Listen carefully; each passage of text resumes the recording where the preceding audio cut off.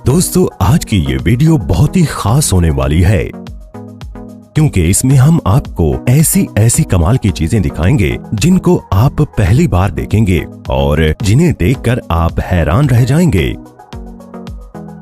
Tomato ketchup दुनिया में सबसे ज्यादा इस्तेमाल होने वाली चटनी है। बर्गर्स, फ्राइज और भी ना जाने किन किन चीजों के साथ केचप का इस्तेमाल किया जाता है।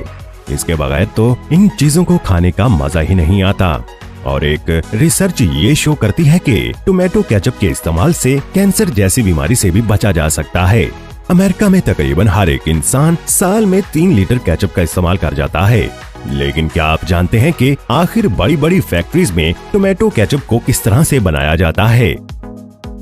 अगर आप भी टोमेटो केचप खाते हैं तो ये वीडियो लास्ट तक लाजमी देखिएगा, वरना आप बहुत सी कीमती मालूमात मिस कर देंगे। तो बिना देर किए शुरू करते हैं आज की ये वीडियो। आगे चलने से पहले रेड बटन पर क्लिक करके दूरबीनी को सब्सक्राइब कर लें ताकि आइंदा आने वाले इंफॉर्मेटिव वीडियोस भी आपको मिलती रहें। टोमेटो केचप की शुरुआत होती है लाल लाल टमाटरों को उगाने से।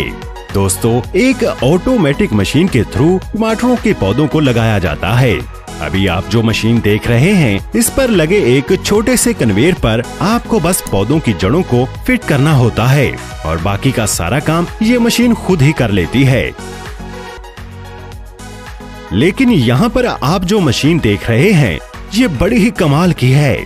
इसमें बस आपको पौधों वाले ट्रे को रखना होता है और ये खुद ही वहाँ से पौधों को उठाकर जमीन में लगाती चली जाती है। बस एक बार इसमें ट्रे लोड कर देने से बाकी का सारा काम ये खुद ब खुद ही करती है, जिसकी वजह से बहुत सा वक्त जाया होने से बच जाता है।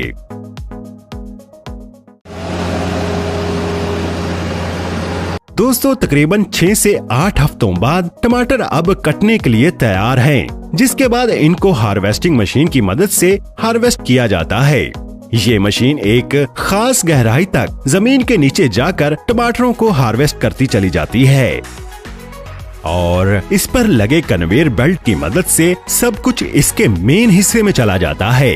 दूसरे कन्वेयर बेल्ट पर डालती है, जो कि इन टमाटरों को एक तीसरे कन्वेयर बेल्ट पर डाल देता है, जो कन्वेयर बेल्ट इनको एक ट्रक में लोड करने का काम करता है।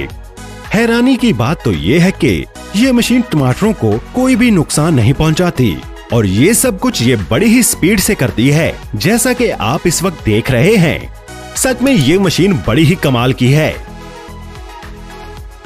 टमाटरों की हार्वेस्टिंग हो जाने के बाद इनको फैक्ट्रीज में लाया जाता है। क्या आप जानते हैं कि टमाटरों की 2000 से ज्यादा इकसाम हैं। फैक्ट्री में अनलोडिंग सेक्शन पर तमाम टमाटरों को ट्रक से अनलोड कर दिया जाता है।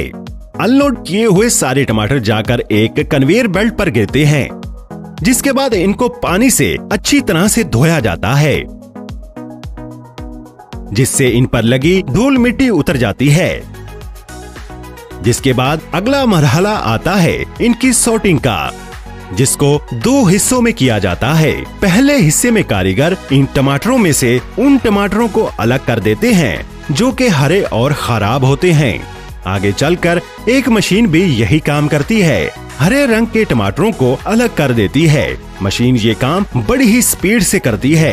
हरे टमाटरों को मशीन के दूसरे हिस्से से बाहर निकाल दिया जाता है, जिसके बाद इन टमाटरों को एक लंबी कन्वेयर बेल्ट पर भेज दिया जाता है। आगे चलकर इन टमाटरों पर बेहद गर्म पानी डालकर इनके छिलकों को गला दिया जाता है, ताकि आगे चलकर छिलके आसानी से उतर जाएं, जिसके लिए टमाटरों को रबड़ की घूमती डिस्कों के ऊपर से गुजारा जाता है और तेज दबाव के साथ इन पर गर्म पानी डाला जाता है, जिससे इनका छिलका बड़े ही आराम से उतर जाता है। जिसके बाद दोबारा फिर से बहुत से कारीगर इनकी सॉर्टिंग करते हैं, ताकि मयार पर पूरे ना उतरने वाले टमाटरों को अलग किया जा सके। यहाँ से अलग किए हुए टमाटरों को बाद में जूस निकालकर छिले हुए टमाटरों के साथ पैक कर दिया जाता है, क्योंकि छिले हुए टमाटर बिल्कुल ताजे और फ्रेश नजर आने चाहिए।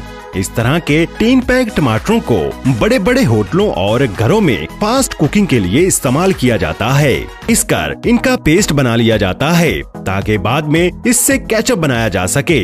जब छिले हुए टमाटरों को अच्छी तरह से तैयार कर लिया जाता है तो इनको एक बहुत बड़े रोटेटिंग टब में एक जगह इकट्ठा कर लिया जाता है।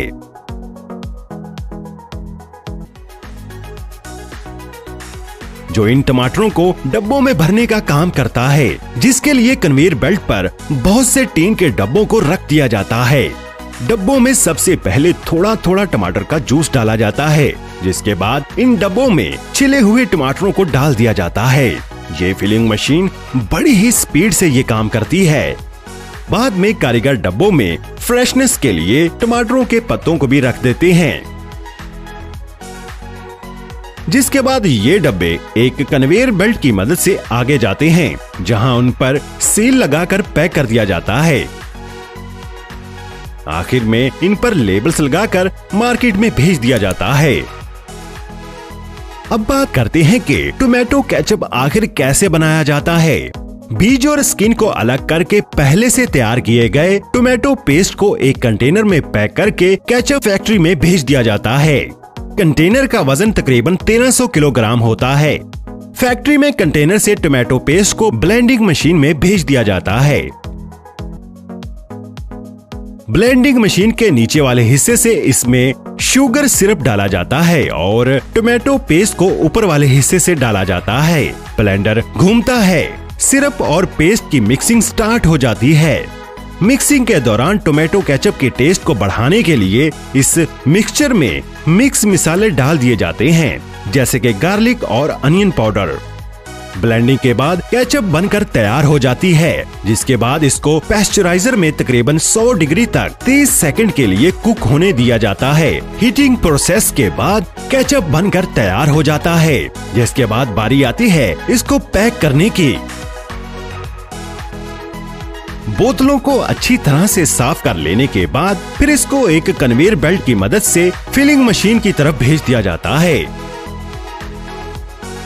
बोतलों को अच्छी तरह से साफ कर लेने के बाद फिर इसको एक फिलिंग मशीन की मदद से इसमें केचप भर दिया जाता है।